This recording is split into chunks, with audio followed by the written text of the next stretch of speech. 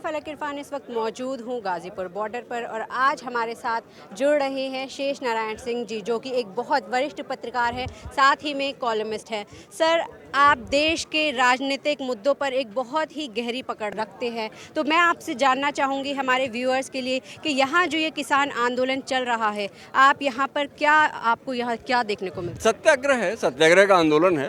ये लोग अपना चुपचाप खड़े हैं। अब आपने देखा वहाँ जहाँ बैरिकेड लगे हैं वहाँ ये खेती कर रहे हैं, फूल लगा रहे हैं, सब्जी लगाएंगे, मिट्टी अपने अपने गांव से लाए हैं, पानी ला रहे हैं। तो ये एक सत्याग्रह का आंदोलन है। और जैसे जो एक्सपेरिमेंट महात्मा गांधी ने किया था आज से 112 साल पहले या उससे भी पहले दक्षिण अफ्रीका में, और अमेरिका में भी वो प्रयोग हुआ, भारत में भी प्रयोग हुआ, दुनिया में जहाँ भी, दक्षिण अफ्रीका में प्रयोग हुआ, तो जहाँ भी जनता जीतती है, क्योंकि हथियार तो उसके पास होता नहीं, तो अपनी सच्ची बात को कह के भाई हम बैठे हैं तो हमको लाठी गोली चलाओ जो चलाना हो।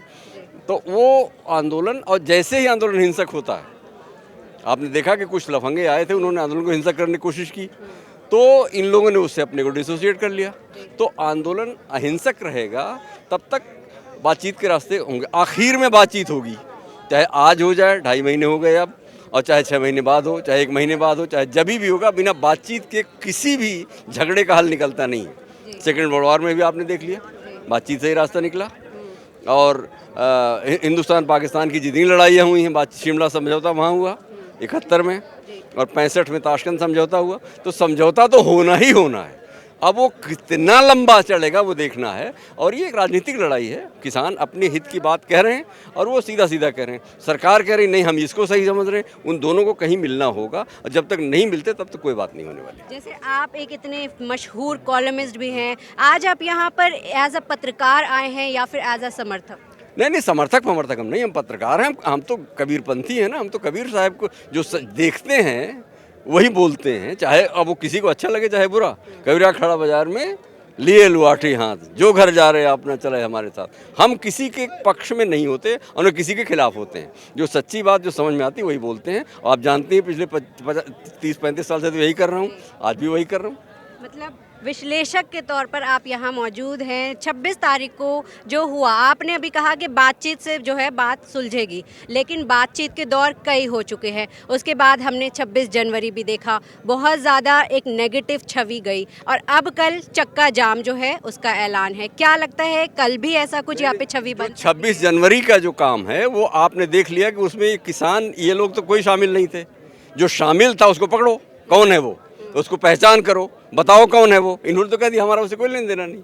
तो वो कुछ न्यस्त स्वार्थ जो वेस्टेड इंटरेस्ट है वो कोशिश कर रहा था कि उसके नाम पे इनको चौरी चौरा कर दें, लेकिन वो नहीं हो पाया। तो अब तो आंदोलन तो फिर चल रहा, क्योंकि उससे अलग हो गया। 26 जनवरी वाला जो कांड हुआ लाल किले पे, जहाँ की फौज की सिक्योरिटी होती है, कैसे कोई आदमी वहाँ चढ़ के कहते वहाँ परिंदा पर नहीं मार सकता, तो वो सब छोड़िए, वो सब अलग बात है। वो केवल कुछ तत्व हैं जो कि आंदोलन को, इनके मूवमेंट को हटाना चाहते हैं। सरकार उस पर एक्शन ले सकती थी, लेकिन चूंकि ये लोग अपना जमे रहे, कोई फर्क नहीं पड़ा।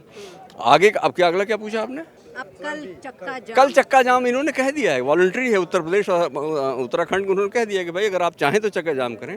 सबसे ज़रूरी चीज़ किसी भी सत्याग्रह और अहिंसक आंदोलन में उसका वॉलंटरी होना है।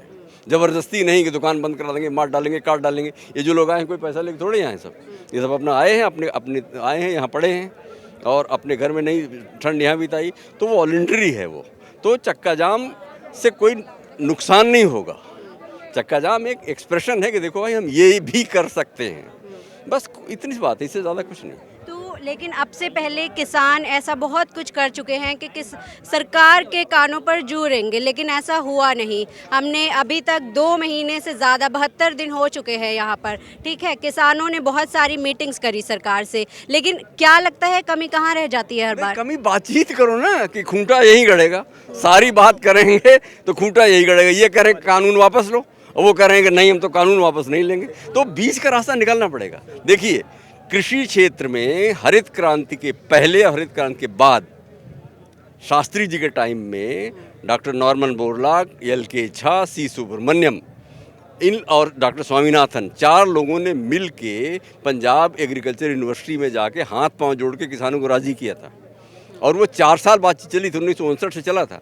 सुब्रमण्यम की किताब आई थी new strategy for agriculture, Indian council of agriculture research ने उसको किताब को छापा था, मेरे पास है, बहुत लोगों के पास नहीं है। उसके बाद उन्होंने गए वहाँ, PN थापर वाइस चांसलर थे और वो फूड सेक्रेटरी रह चुके थे। उन्होंने दुर्भिक्ष की हालत देखी थी, खाने पीने की किल्लत थी 54 से 58 में जब वो सेक्रेटरी थे। तो वहाँ 150 सिख किसानों को हाथ पांव जोड़ के तैयार किया कि भाई, और सरकार ने गारंटी की थी कि आपकी जो अगर लॉस होगा तो हम आपका देंगे, हम गारंटी कर रहे हैं कि फसल प्रोड्यूस दुगना हो जाएगा। तब वो सफल हुआ था। अब यहाँ आपने किसी से बात ही नहीं की, आपने कानून बना के ला दिया, लो जी ये कानून हमने बना दिया, इसको आप फॉलो करो। नहीं करेंगे वो। सर, आपने पहले भी बहुत कुछ देखा है। आपने राकेश टिकैत जो पिताजी हैं महेंद्र टिकैत जी, उनका आपने भी ज़माना देखा होगा। तब सरकारें बात करने के लिए उनसे मिलती थी, लेकिन अब हम देख रहे हैं कि प्राइम मिनिस्टर तक पहुंचना जो है एकदम अब आउट ऑफ रीच है प्राइम मिनिस्टर। क्या लग रहा है, कमी यही है क्या? प्राइम मिनिस्टर तो तब भी नहीं आए थे, बोट क्लब उसी के बाद तो बंद हुआ। पहले धरना प्रदर्शन बोट क्लब पे होता था, हम लोग जब छात्र थे तो बोट क्लब पे ही करते थे। और टिकैत जी ने आके जब वहाँ अपना ठीहा जमा दिया, कई दिन रहा, और वो पूरा बोट क्लब का एरिया जो है लाल किले वहाँ से यहाँ तुम्हारे कृषि भवन से लेके और वहाँ इंडिया गेट तक वो हुक्का जमा रहा। तो प्रधानमंत्री तभी नहीं आए थे, उस वक्त प्रधानमंत्री राजीव गांधी थे, वो नहीं आए थे, लेकिन बातचीत हुई थी। और बातचीत का उनका बहुत लिमिटेड स्कोप था, वो उनकी जो मांग थी बहुत ही लिमिटेड थी। ये पॉलिसी इंटरवेंशन का मामला है, ये कानून है। ये कानून आज इसमें अगर कहीं कोई लूप होल रह जाएगा तो दूर तक जाएगा। तो सरकार को भी चाहिए वो बात करे, और इन किसानों को भी चाहिए कि भाई ये पॉइंट्स हैं, इनको आप निकालो, तब हम आपसे बात करेंगे। जैसे पंजाब में आज किसान वहाँ का सरसब्ज है, लेकिन 1964 में जब शास्त्री जी के लोग गए थे वहाँ, कृषि मंत्री वहाँ गया था, तो कोई भी किसान, 3 चीज़ें थीं, बीज, सिंचाई और खाद। इन 3 चीज़ों के बल पे डॉक्टर नॉर्मन बोरलॉग ने, बौने किस्म के गेहूं थे, बौने किस्म के धान था, और उन्होंने पूरा फूड सरप्लस हिंदुस्तान को कर दिया।